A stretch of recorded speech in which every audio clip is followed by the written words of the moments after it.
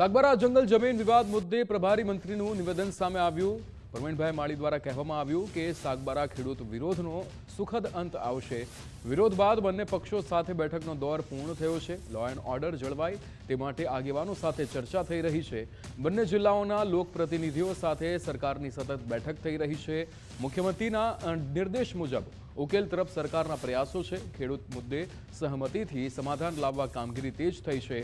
સાગબારા વિવાદના નિવારણ માટે સરકાર સક્રિય છે। વિરોધનો સકારાત્મક અંત લાવવા તંત્ર અને સરકાર પ્રયાસશીલ છે।